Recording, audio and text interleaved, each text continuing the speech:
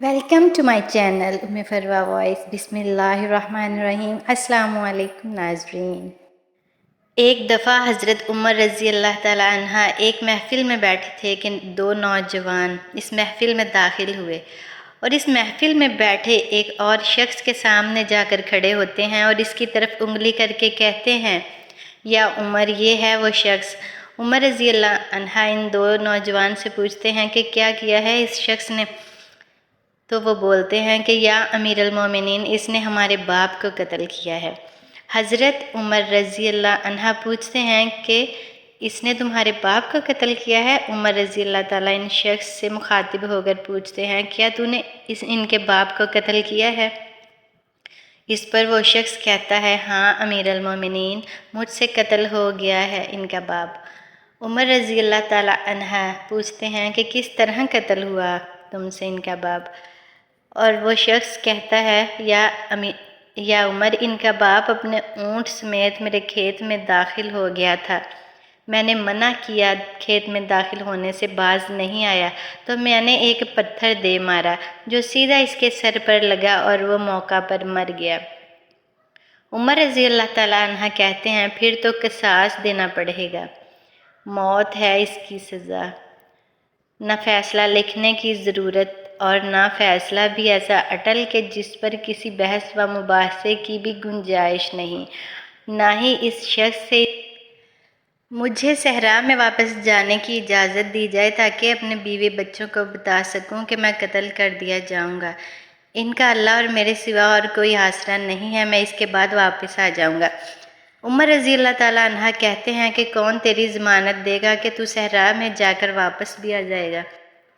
مجمع پر ایک خاموشی چھا جاتی ہے۔ کوئی بھی تو ایسا نہیں ہے جو اس کا نام تک ہی جانتا ہو۔ اس کے قبیلے، خیمے یا گھر وغیرہ کے بارے میں جاننے کا معاملہ تو بعد کی بات ہے۔ کون ضمانت دے اس کی؟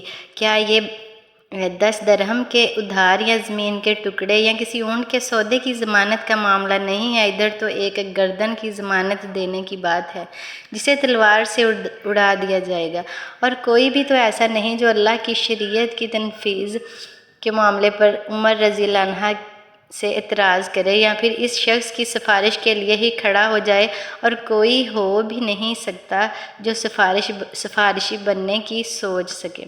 محفل میں موجود صحابہ پر ایک خاموشی سی چھا گئی ہے۔ اس صورتحال سے خود عمر رضی اللہ عنہ بھی متاثر ہیں، کیونکہ اس شخص کی حالت نے سب کو ہی حیرت میں ڈال کر رکھ دیا۔ کیا اس شخص کو واقعی قصاص کے طور پر قتل کر دیا جائے اور اس کے بچے بھوکے مرنے کے لیے چھوڑ دیے جائیں، یا پھر اس کو بغیر ضمانت کے واپس جانے دیا جائے؟ واپس نہ آیا تو مقتول کا خون رائگا جائے گا۔ خود عمر رضی اللہ تعالیٰ عنہ بھی سر جھکائے افسردہ بیٹھے ہیں۔ اس صورتحال پر سر اٹھا کر التجا بھری نظروں سے نوجوانوں کی طرف دیکھتے ہیں۔ معاف کر دو اس شخص کو۔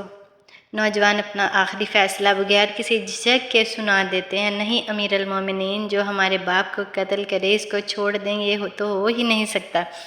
عمر رضی اللہ تعالیٰ ایک بار پھر مجمع کی طرف دیکھ کر بلند آواز سے پوچھتے ہیں، اے لوگو، ہے کوئی تم میں سے جو اس کی ضمانت دے؟ ابو ذر غفاری رضی اللہ عنہ اپنے زہد و صدق سے بھرپور بڑھاپے کے ساتھ کھڑے ہو کر کہتے ہیں، میں ضمانت دیتا ہوں اس شخص کی۔ عمر رضی اللہ عنہ کہتے ہیں، ابو ذر، اس نے قتل کیا ہے؟ ابو ذر رضی اللہ عنہ اپنا اٹل فیصلہ سناتے ہیں، چاہے قتل ہی کیوں نہ کیا ہو۔ عمر رضی اللہ عنہ جانتے ہو اسے؟ ابو ذر رضی اللہ عنہ نہیں جانتا تو نہیں ہوں۔ عمر رضی اللہ تعالیٰ عنہ کہتے ہیں، تو پھر کس طرح ضمانت دے رہے ہو آپ؟ ابو ذر رضی اللہ عنہ کہتے ہیں، میں نے اس کے چہرے پر مومنوں کی صفات دیکھی ہے اور مجھے ایسا لگتا ہے کہ یہ جھوٹ نہیں بول رہا، انشاءاللہ یہ لوٹ کر واپس آ جائے گا۔ عمر رضی اللہ عنہ کہتے ہیں، ابو ذر دیکھ لو، اگر یہ 3 دن میں لوٹ کر نہ آیا تو مجھے تیری جدائی کا صدمہ دیکھنا پڑے گا کہ تجھے اس کی جگہ قتل کرنا پڑے گا۔ ابو ذر رضی اللہ تعالیٰ عنہ اپنے فیصلے پر ڈٹے ہوئے جواب دیتے ہیں، امیر المومنین، پھر اللہ مالک ہے۔ عمر رضی اللہ عنہ سے 3 دن کی مہلت پا کر وہ شخص رخصت ہو جاتا ہے۔ کچھ ضروری تیاریوں کے لیے بیوی بچوں کو اور الوداع کہنے اپنے بعد ان کے لیے کوئی راہ دیکھنے اور پھر اس کے بعد قصاص کی ادائیگی کے لیے قتل کیے جانے کی غرض سے لوٹ کر واپس آنے کے لیے۔ اور پھر 3 راتوں کے بعد عمر رضی اللہ عنہ بھلا کیسے اس امر کو بھلا پاتے؟ انہوں نے تو ایک ایک لمحہ گن کر کاٹا تھا۔ عصر کے وقت شہر میں صلاۃ جامعہ کی منادی پھر جاتی ہے۔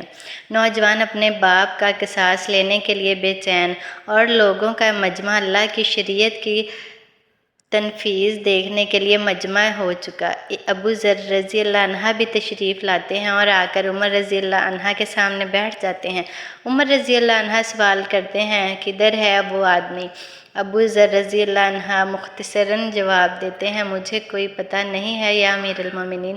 ابو ذر رضی اللہ عنہ آسمان کی طرف دیکھتے ہیں جدھر سورج ڈوبنے کی جلدی میں معمول سے زیادہ تیزی کے ساتھ جاتا دکھائی دے رہا تھا۔ محفل میں ہو کا عالم ہے، اللہ کے سوا کوئی نہیں جانتا کہ آج کیا ہونے جا رہا ہے۔ یہ سچ ہے کہ ابو ذر عمر رضی اللہ عنہ کے دل میں بستے ہیں۔ عمر سے ان کے جسم کا ٹکڑا مانگیں تو عمر رضی اللہ عنہ دیر نہ کریں، کاٹ کر ابو ذر کے حوالے کر دیں۔ لیکن ادھر معاملہ شریعت کا ہے، اللہ کے احکام کی بجا آوری کا ہے۔ کوئی کھیل تماشا نہیں ہونے جا رہا، نہ ہی کسی کی حیثیت یا صلاحیت کی پیمائش ہو رہی ہے۔ حالات و واقعات کے مطابق نہیں اور نہ ہی زمان و مکان کو بیچ میں لایا جانا ہے۔ قتل نہیں آتا تو ضامن کی گردن جاتی نظر آ رہی ہے۔ مغرب سے چند لمحات پہلے وہ شخص آ جاتا ہے۔ بے ساختہ حضرت عمر کے منہ سے اللہ اکبر کی صدا نکلتی ہے، ساتھ ہی مجمع میں بھرپور نعرہ لگایا جاتا ہے۔ عمر رضی اللہ عنہ اس شخص سے مخاطب ہو کر کہتے ہیں، اے شخص، اگر تو لوٹ کر نہ بھی آتا تو ہم نے تیرا کیا کر لینا تھا؟ نہ ہی تو کوئی تیرا گھر جانتا تھا، نہ ہی کوئی تیرا پتہ جانتا تھا۔ وہ بولا، امیر المومنین، اللہ کی قسم، بات آپ کی نہیں ہے، بات اس ذات کی ہے جو سب ظاہر و پوشیدہ کے بارے میں جانتا ہے۔ دیکھ لیجئے، میں آ گیا ہوں اپنے بچوں کو پرندوں کے چوزوں کی طرح صحرا میں تنہا چھوڑ کر، جدھر نہ درخت کا سایہ ہے اور نہ ہی کوئی پانی کا نام و نشان ہے۔ میں قتل کر دیے جانے کے لیے حاضر ہوں۔ مجھے بس یہ ڈر تھا کہ کہیں کوئی یہ نہ کہہ دے کہ اب لوگوں میں سے وعدوں کا افواہی اٹھ گیا ہے۔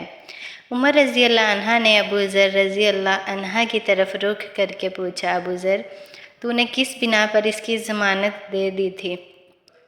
ابو ذر رضی اللہ عنہ نے کہا، اے عمر، مجھے اس بات کا ڈر تھا کہ کہیں کوئی یہ نہ کہہ دے کہ اب لوگوں سے خیر ہی اٹھا لی گئی ہے۔ سید عمر رضی اللہ عنہ نے ایک لمحے کے لیے توقف کیا اور پھر ان 2 نوجوانوں سے پوچھا کہ کیا کہتے ہو اب؟ نوجوانوں نے، جن کا باپ مرا تھا، روتے ہوئے کہا، اے امیر المومنین، ہم اس کی صداقت کی وجہ سے اسے معاف کرتے ہیں۔ ہمیں اس بات کا ڈر ہے کہ کہیں کوئی یہ نہ کہہ دے کہ اب لوگوں میں سے غفو اور درگزر ہی اٹھا لیا گیا۔ عمر رضی اللہ عنہ اللہ اکبر پکار اٹھے اور آنسو ان کی داڑھی کو تر کرتے نیچے گرنے لگے۔ فرمایا، اے نوجوانوں، تمہاری غفور اور درگزر پر اللہ تمہیں جزائے خیر دے۔ اے ابو ذر، اللہ تجھے اس شخص کی مصیبت میں مدد پر جزائے خیر دے، اور اے شخص، اللہ تجھے اس وفائے عہد اور صداقت پر جزائے خیر دے۔ سبحان اللہ۔ اور اے امیر المومنین، اللہ تجھے تیرے عدل و رحم دلی پر جزائے خیر دے۔ ایسی ہی اور ویڈیوز دیکھنے کے لیے میرے چینل کو سبسکرائب کر دیں۔ ویڈیو اچھی لگے تو لائک کر دیں، بیل آئیکن کو بھی دبا دیں تاکہ ہر آنے والی ویڈیو کی نوٹیفیکیشن آپ تک پہنچتی رہے۔ جزاک اللہ خیرا۔